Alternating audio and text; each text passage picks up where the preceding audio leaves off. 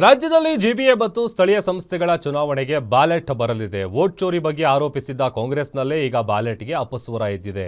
EVM versus ballot war ಸದ್ಯ ಜೋರಾಗ್ತಾ ಇದೆ.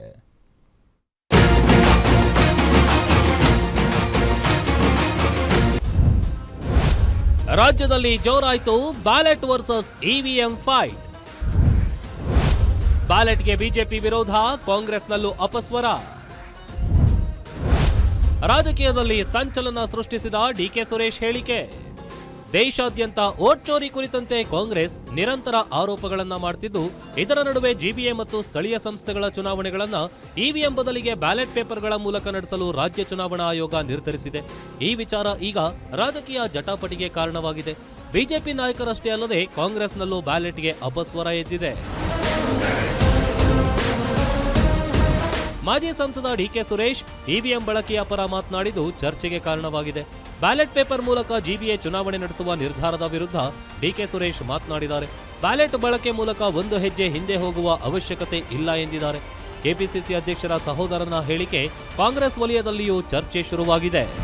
ಬ್ಯಾಲೆಟ್ ಬಿಟ್ಟಿದ್ದೀವಿ, ಬ್ಯಾಲೆಟ್ ಬಿಟ್ಟು ಮತ್ತೆ ಇವ್ರ ಕೈಲೇ ಇರ್ತದೆ, ಕರ್ನಾಟಕ ಸರ್ಕಾರದ ಕೈಲೇ ಇರ್ತದೆ ಚುನಾವಣೆ ನಡೆಸುವಂಥದ್ದು. ಕರ್ನಾಟಕ ಚುನಾವಣಾ ಆಯೋಗನೇ ಇರ್ತದೆ, ಅದನ್ನು ತಿರ್ಚಕ್ಕೆ ಯಾರೂ ಆಗಲ್ವಲ್ಲ. ಇವಿಎಂ ಬಳಕೆ ಮಾಡೋದು ಬಿಡೋದು ಅದು ಬೇರೆ ವಿಚಾರ.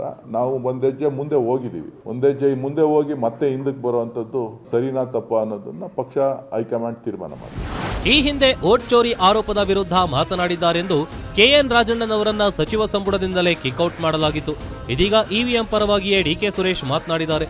ಅವರ ವಿರುದ್ಧವೂ ಕ್ರಮ ಆಗಲಿ ಅನ್ನೋ ಅಭಿಪ್ರಾಯ ವ್ಯಕ್ತವಾಗ್ತಿದೆ. ಇತ್ತ ಸ್ಥಳೀಯ ಸಂಸ್ಥೆಗಳ ಎಲೆಕ್ಷನ್ನಲ್ಲಿ ಬ್ಯಾಲೆಟ್ ಪೇಪರ್ ಬಳಸ್ತಿರೋದಕ್ಕೆ ವಿಪಕ್ಷ ನಾಯಕ ಆರ್ ಅಶೋಕ್ ಕಿಡಿಕಾರಿದ್ದಾರೆ.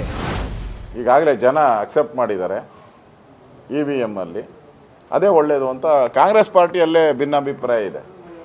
ಅದರಿಂದ ಕಾಂಗ್ರೆಸ್ ಪಾರ್ಟಿನೇ ಒಪ್ಕೊಂಡಿರುವಂಥ ಇವಿಎಂ ಅದರಲ್ಲಿ ಚುನಾವಣೆ ಮಾಡೋದು ಒಳ್ಳೆಯದು. ಅದೇ ದೇಶ ಒಪ್ಪಿರುವಂಥದ್ದು, ಕಾನೂನು ಒಪ್ಪಿರುವಂಥದ್ದು.